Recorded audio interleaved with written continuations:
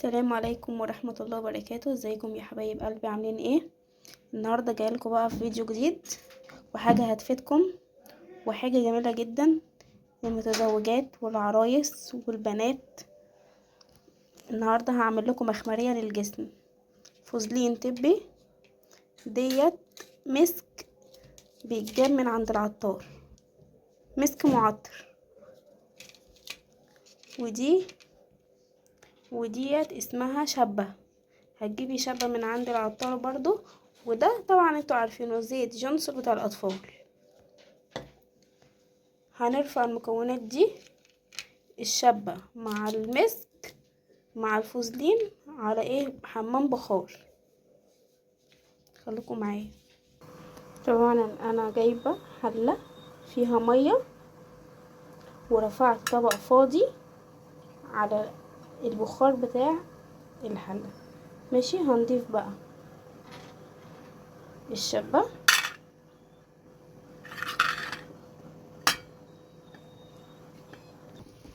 بصوا يا جماعة، الحمام بخار اهوت بيسيح الحاجة المكون. شوف الحمام بخار بيسيح الحاجة ازاي اهو. الشبة مع المسك العطري اللي احنا بنحطه، هنضيف عليه الفوزلين اهو. ماشي، هنضيف عليه الفوزلين برضو.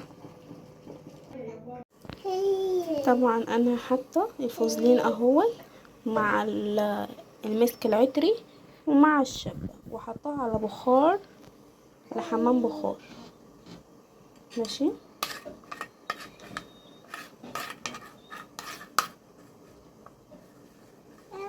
بصوا بتسيح ازاي اهي الحاجه بتسيح. هسيبها طبعا على الحمام بخار ده لغايه اما الشبه ديت تسيح. على فكره يا جماعه، الشبه ديت بتسد المثانه. ماشي، المثانه بتاعه الجلد، عشان بتسد ما تخليش في ريحه عرق تظهر وكده. جميله جدا، هي مفيده لكل حاجه على فكره. بتخلي ريحه الجسم جميله جدا وبتسد المثانه علشان ما تطلعش عرق مكان العرق وكده. ممكن تحطيها في منطقه البيكيني وتحت الباط وكده والاندر ار. يعني حلوه لكله، يعني مفيده على الجسم. مفيش حاجه يعني اللي هي تضرك ولا حاجه، دي حاجات طبيعيه جدا. بس احنا طبعا مش هنحط الزيت الجونسون دلوقتي، احنا هنحطه بعد ما ديت. هنحط على النار شويه. ماشي،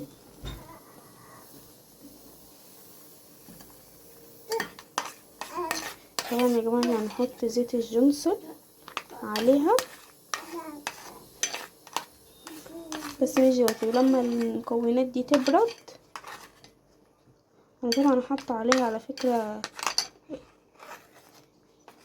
حاطه عليها بتاع ده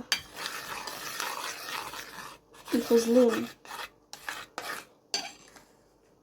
بصوا الشبه ابتدى تسيح اهي، بتسيح.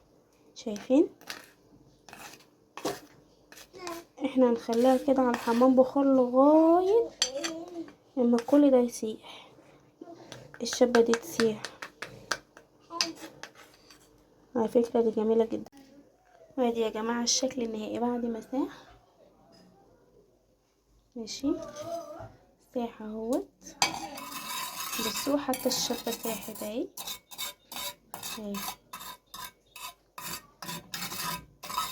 طبعا احنا هنصفي ده كله في قلب برطمان صغير. ماشي، طبعا هو برد خلاص. هنصفيه بقى في برطمان يكون عندك فاضي، يكون حلو كده. فضيناه في برطمان اهوت. ماشي، وعلى فكرة فضيناه في برطمان دوت وفي حبة تاني هم. بصوا مش قادرة اقول لكم والله العظيم، قلب ريحة البيت اهو.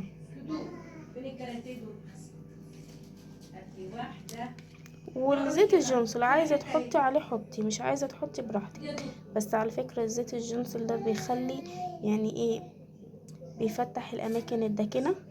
ماشي، وغير كده كمان بيدي شفتي النعومة بتاعت الاطفال لما بيبقى جسمك ناعم كده وجميل جدا.